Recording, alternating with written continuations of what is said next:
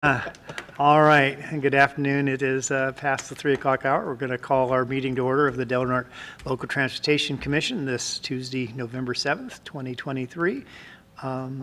Would you call roll? Commissioner Borges. Not present. Commissioner Short. Oh, hey, there she is. Short's here. Okay. Commissioner Greeno? No. Commissioner Howard? Here. Okay. Commissioner Altman? Here. Let's see. Who's on for Del Norte or for Caltrans? Hi, this is Tasha. I'm here. Okay, great, thank you. And Chair Inscore. Here. All right, let's all stand for the Pledge of Allegiance, please. Ready and begin. I pledge allegiance to the flag of the United States of America and to the republic for which it stands, one nation, under God, indivisible, with liberty and justice for all. Thank you. We will enter into our public comment period. Anyone wishing to make public comments regarding matters either on or off the agenda and within the Commission's jurisdiction may do so at this time. However, the Commission is not permitted to act on non-agendized item. Do we have any public comment?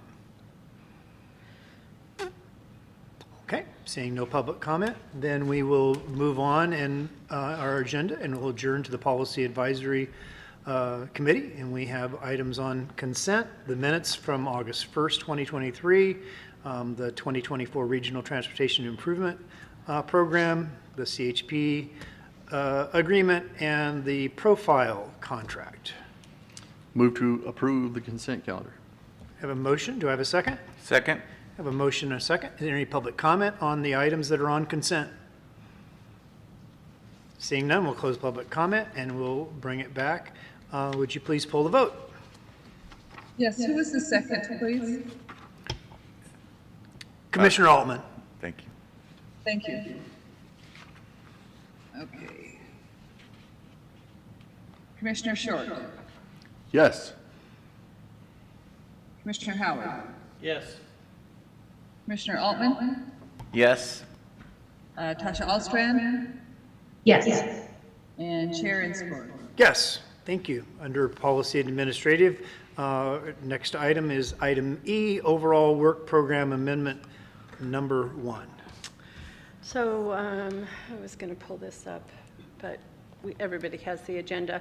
This is a significant amendment to the overall work program, and lots of changes. Lots of little changes, some very big changes. The most significant changes for this are that we added the funding for our $300,000 planning grant for South Beach climate sea level rise type funding. That's South Beach being US 101 and Anchorway with the harbor. So this is in partnership with the harbor and also with Elk Valley Rancheria. And so by adopting this overall work program, I'm authorized to move forward with the grant application. We've talked a lot about it, and this will just get it moving forward. We'll draft and post a request for proposals and have a 1.5 years to complete that planning work. It's a lot of work. So I have my eye on the schedule on this work of just keeping it going. Okay. Any questions for Tamara? No? Okay. Any public comment? All right. I'm looking for a motion to adopt Resolution 2023-14, amending the 23-24 overall work program. So moved. I have a motion by Commissioner Short. Do I have a second? Second. Second by Commissioner Altman. Would you please poll the vote?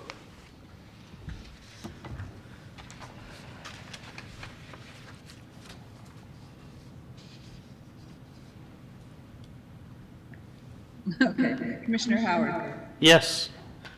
Okay. Commissioner Short. Yes. Commissioner Altman. Yes. Tasha Alstrand. Yes. Chair Inscore. Yes. All right. Next item is legal review policy for contracting. You want to walk us through this, Tamara? So this legal review policy, in talking with our somewhat new counsel to us, when we switched from county council to an independent, different council, that county council recommended, we talked initially about having a standard agreement language so they don't have to review every contract that we send to them. So there are limitations on this. It was reviewed in detail with the technical advisory committee. Everybody says, yes, go forward with this. There are limitations on it. If we're not using the standard contract language, then I have to have it reviewed by council. If it's over $100,000, it needs to be reviewed by council. But if we use the standard contract language and amendment or attachment A, not amendment, exhibit A is the scope of work, then we're good to move forward. It will still come to the Transportation Commission for approval. It doesn't give, you know, the TAC or me authorization to approve any contract. It just skips that legal counsel review process for something that's standard work. So. Okay. Any questions? Being able to expedite and remove billable hours for things that don't need to be billed is a great use of our resources, so thank you. So we're looking for a motion to approve the legal review policy. So moved. Got a motion by Commissioner Howard, second Second? by Commissioner Short. Any public comment? Seeing none, we'll close public comment. Would you please poll the vote? Yes. Commissioner Howard? Yes. Commissioner Altman? Yes. Commissioner Short? Yes. Tasha Ostrand? Yes. And Chair Inscourt? Yes, very good. Item G, Green Dot Transportation Solutions contract for the 2024 Regional Transportation Plan. We are doing a mini regional transportation plan. They typically cost about, right now they're costing about $150,000. What we're doing with this plan is we're doing the minimum work necessary to meet the state obligations, cuts our costs in just maybe over 1/3. So it's, you know, significantly more affordable, maybe cut by half. And it's reducing the amount of work that we need to do for the RTP update for this cycle. This is a document that we update every 4 years. So in the following 4 years, we will do a call for projects added to the document. We'll do the whole environmental review. It's a document. It's not environmental work review of projects. This is a document. So the review is not sometimes what folks think it is. And as Commissioner Inscourt just said, it's streamlining some of our work and making things more affordable. There are a couple of things that really pushed us in this direction. One of them is that we are still working on 2013 planning dollars. We can't do today what we could do in 2013 with the same amount of money. So that really puts a challenge on us. And I'm also thinking about, was talking with some colleagues today about in the future doing a regional transportation plan update over a longer period of time. So instead of doing it in a 1-year time frame, we're going to be doing it maybe in a 3-year time frame. The document has to be updated every 4 years to align with the city and county planning work. So that's a requirement for us, but there's no requirement that we have to do the document all at once. So that will lessen the impact on our planning dollars in a single fiscal year. So we do, say sections of it every fiscal year, and then in the 4th year, we're ready to update it, and then we just start it again. So I'm sort of playing with that idea. It's difficult for us to put $150,000 into a single product in a single fiscal year. Our total planning budget is $230,000. So it's, it really limits what we can do for our regional partners in a year when we do that. But again, the contract language with this, let me tell you, it was developed by county council, approved by county council. The current council reviewed the contract language. This isn't what, they're going to make some minor changes to it, but they're minor, and they said we're ready to go forward with this. So this was approved by council. Okay. Questions? Nope. I would move that we approve the, or authorize the executive director to sign the contract but it says after approval by council, but there'll be Yeah. minor changes. but Yeah, yes, they did I will. approve it. Okay. So, just a few days ago, but yeah, it is I approved. move for that authorization then. Okay, I have a motion. Do I have a second? Second. Just a question, Tamara, the contract, I think it's 68.5 is the, by doing it this way, will we anticipate that the future cost will be less than what it would be by doing it in this?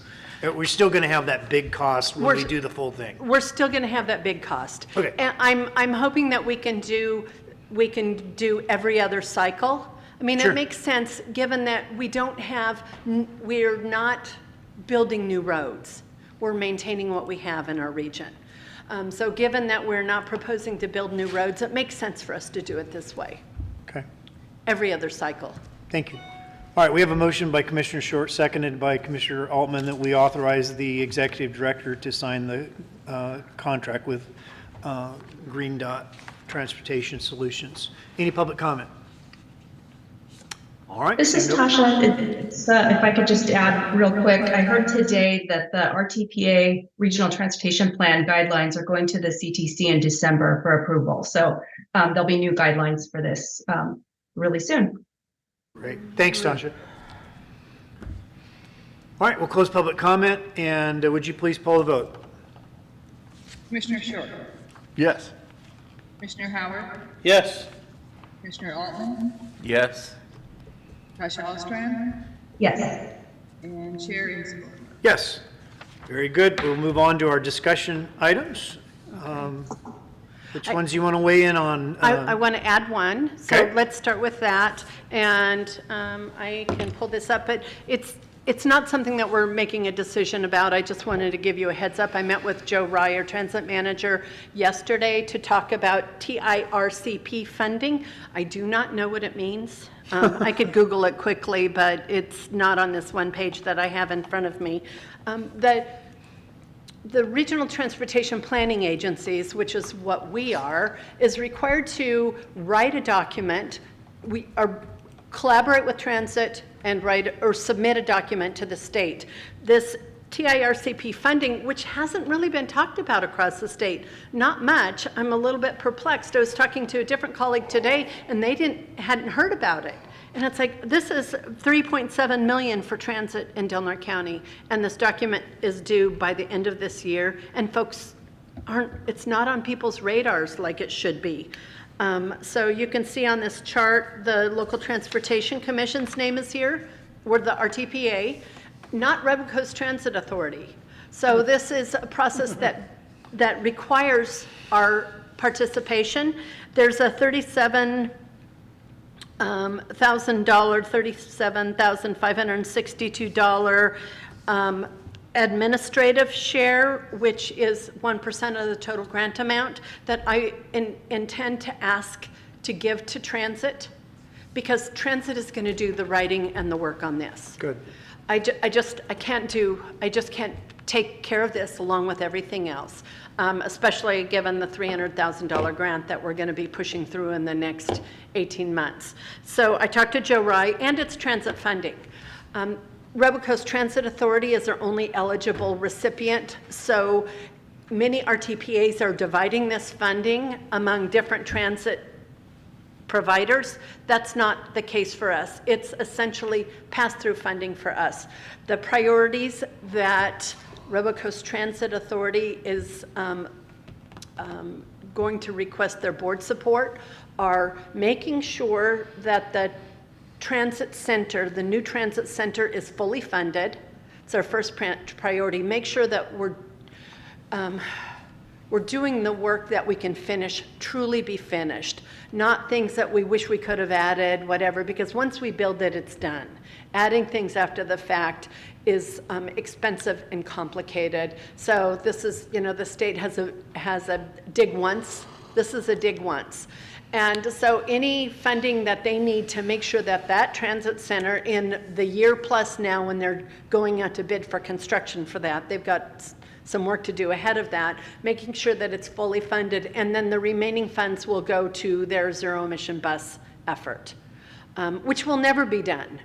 I mean, buying buses is the regular daily life of transit organizations, finding a way to buy buses. So the first priority is finish the transit center in a way that is truly finished, and the second priority is zero emission buses. The Robocoast Transit Authority will make these recommendations. The Transportation Commission is going to support those recommendations. They're the only eligible recipient, and they're the true deciders of our priorities. In other RTPA areas, when they're dividing among different transit agencies, sometimes they have formulas, sometimes they pick and choose, who knows what, but we don't do that. So all of this money goes to Robocoast Transit as our only eligible recipient, and we're pretty much a pass-through.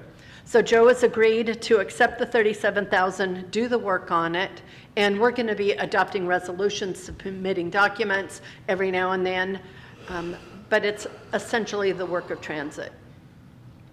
So we just talked about this yesterday. I thought I would just give an informal report on that. TIRCP. Yeah, and if I could add, oh, sorry. Go. Sure, Tasha. I'll take I was it. just, I've been in a couple of other board meetings lately in other parts of the county, and it's just been really exciting to hear about this and the flexibility for capital or operating. So I don't know. I know that headquarters, Caltrans headquarters, is initiating an entire division of transit planning. So hopefully there'll be a lot of support coming to the RTPAs in that way. TIRCP stands for Transit and Intercity Rail Capital Program. So Thank you. look forward to seeing an elevated train here in Crescent City. No, Bullet train. Go ahead. a bullet train. That's right. High speed, sure You enough. can definitely start that rumor anytime you want to. My only question, That's right. Tamara, is whether or not, and I completely support the allowing the admin funds to primarily be given to the transit authority since they're going to be doing the work. My only question is from a standpoint of showing the process, whether or not we should maintain a very small budget for the work that you do in the pass-through, so that there is this clear line of how this funding comes to us. You do this certain measure of work that's worth this very small amount, and then the remaining admin budget is to them.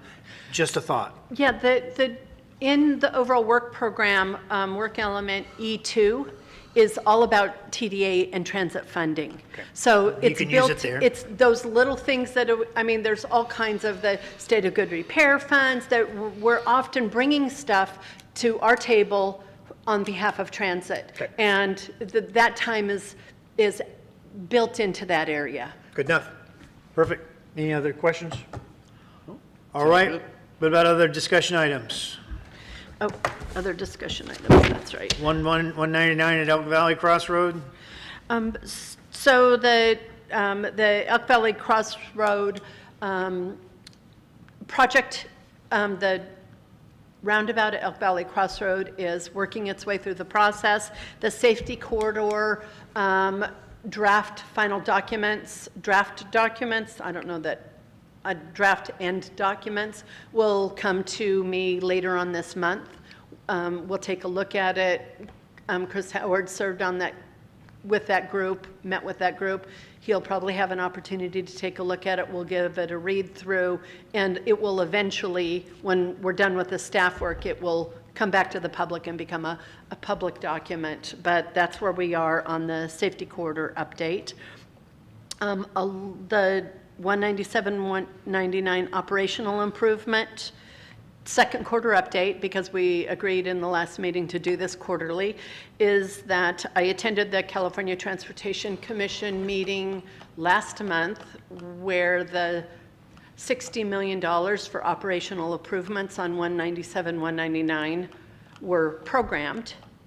They'll be allocated in Riverside in the December meeting, and I will be there for that December meeting. Very important work for our region.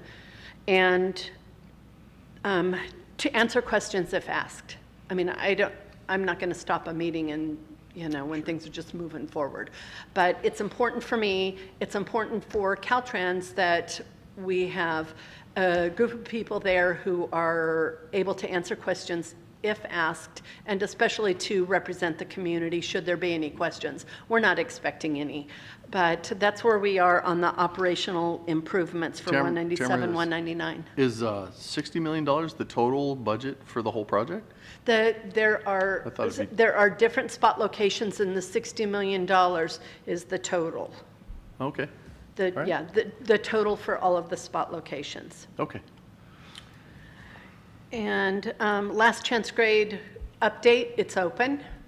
Suresh Ratnam gave a report to the TAC, and it's open for the first time in 9 years. Yeah. Here's fingers crossed. People ask me, along with you, hey, how long is that going to stay open? It's like, hopefully for a long time. How about starting a pool? It's like, wouldn't it be nice to just be able to drive through there? The Caltrans milestones report was included in the agenda packet, and the middle mile project information, I think it was Valerie Starkey asked for more information on middle mile when she was serving as an alternate, and I believe Tasha Alstrand has a report on what portion of the middle mile work this is referencing. Is this a good time for that? Yes, please. Okay. Yeah, I was able to connect with project manager Brian Fink. I don't have a ton of information today, but it's currently in design and progressing. The design plans are to be completed by the end of June 2024 and construction to start in fall 2024. So Brian offered to attend a future meeting to provide additional updates as the project nears closer to construction. So that's really all I have today. I didn't realize that you were looking for a specific section. Is that right? Did I hear that? Because I can certainly follow up with additional information. Tasha, it was in the milestones report, and it caught Valerie Starkey's eye. So I will make sure to follow up with her and see if she has any continued questions about that. She's part of a middle mile project and just wanted to understand better how they link. So we can answer it that way. Oh, and it looks like David was just able to connect to the meeting, so that's good. Okay, and so that would be under Policy Advisory Committee comments and reports on Dr. Fine Bridge. So in just a minute. Okay, so if there are any questions. Anybody have anything? Or any of our discussion items? Good. Okay. Any questions from the public? Any public comment? Questions? Oh, Is okay. there any public? So, Dr. Fine?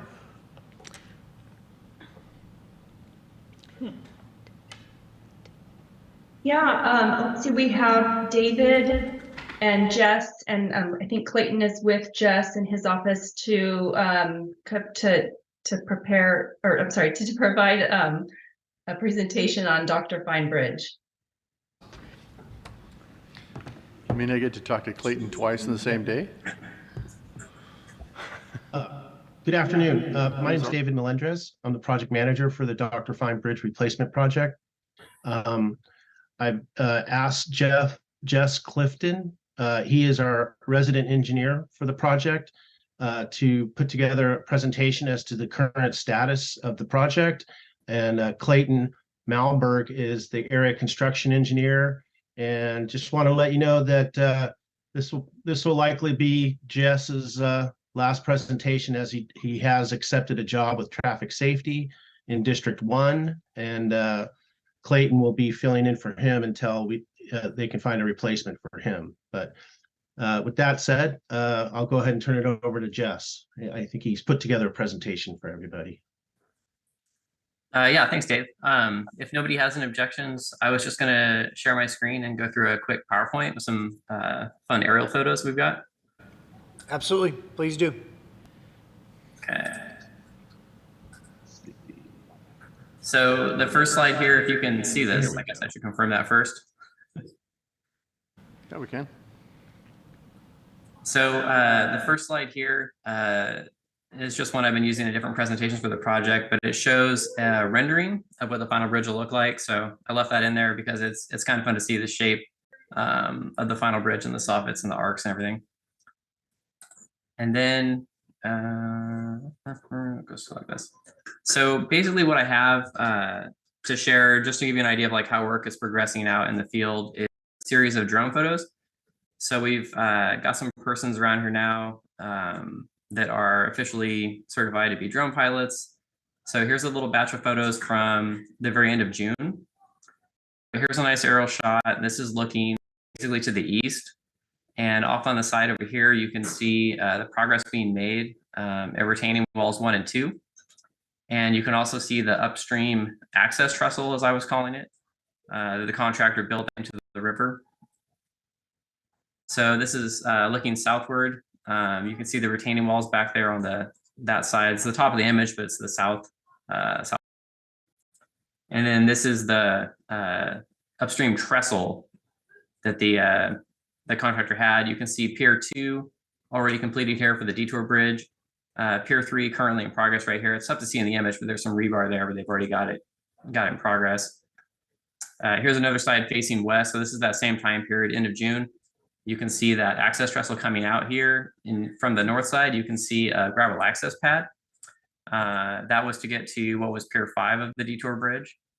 Let's see what I had next. So then I had a few photos from late September where we did another drone flight. So some similar images in terms of angles, I'm hoping, but you can see more progress. So facing south, you can see that the upstream trestle's been removed because Pier 4 is complete. You can see Pier 3 of the detour bridge complete, and you can see the launch beginning for the Acro bridge. So that's like technically called the modular temporary bridge. And here's a side shot, same point in time. So you can see that upstream access trestle is gone. You can see the Pier 4 columns coming up in the air. There's a little bit of false work on that the temporary bridge requires for installation. And it's not yet at this point in time, but you can see the work over here beginning for the Pier 5 location. This is another shot. So this is a fun image looking north, but I like this one because you could really see what was going on with the Acro bridge. And basically down on the south side of the project and at the bottom of the image here, they effectively build the bridge like a giant erector set, you know, piece by piece. And as they build onto the back or southmost end of that Acro modular bridge. And so in this image, the Acro bridge is effectively hanging between abutment 1 and Pier 2. And it's just kind of hanging out in space there. It's actually on a false work bent that they set up to give it support. But currently, that same Acro modular bridge has been, I believe, pushed out all the way to Pier 4. So that means that right here in the image near the bank is Pier 3, and then out towards the middle of the river is Pier 4. That's where the Acro bridge is currently, I believe. So just as kind of a quick overall summary, we just completed the first in-water season, and the project is basically on track with respect to the overall schedule. The current focus is obviously completion of the detour bridge. That's still the main focus of the work day to day. The target for completion of the superstructure launch, that's the Acro superstructure. The target for completion there is still early December. It's potentially late November, but I wouldn't count on it. And then the target for switching traffic onto the detour bridge is going to be early 24. And what that means is that the the actual structure of the detour bridge will hopefully be installed by early December, but we still have to pave the approaches that are supported by the retaining walls, north and south end of the bridge. And because of the paving work and some other prep work and everything, it probably won't actually have traffic on the detour bridge until in January of next year. And that's my quick summary. All right. Thank you, Jess. Any questions, anyone? No? No? All right, thank you. Good update. Appreciate it. All right, Tamara, anything else from a discussion item? Anything from the commission? Nope. Maybe something from Tasha? Anything? Tasha, anything else that you'd like to share with us today? Yeah, just really quick. I haven't really had the opportunity to give a congratulations to DNLTC and the Yurok Tribe for their climate adaptation planning grant awards. The South Beach Climate Resilience Plan, which we already talked about, but also the Yurok Tribe Climate Vulnerability Assessment and Evacuation Plan. And also congratulations to the City of Crescent City and the Yurok Tribe for their local agency Clean California Awards, the Crescent City Cultural Gateway and Beautification Project, and the Yurok Tribe Reservation Parks Recreation and Beautification Project.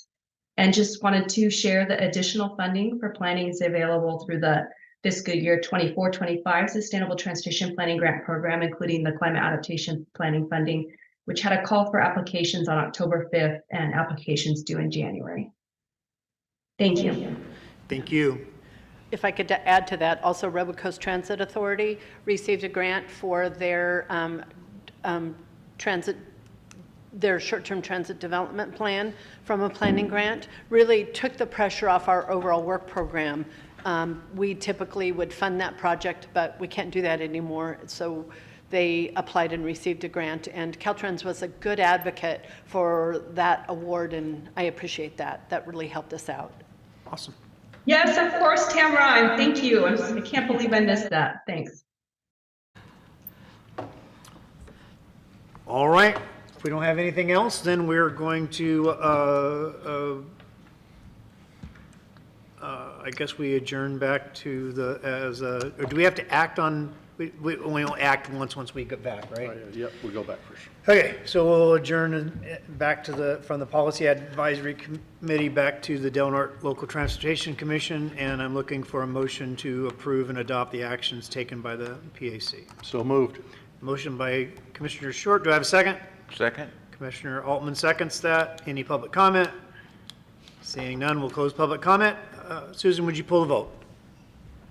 Yes. Commissioner Short, Yes. Commissioner Howard, Yes.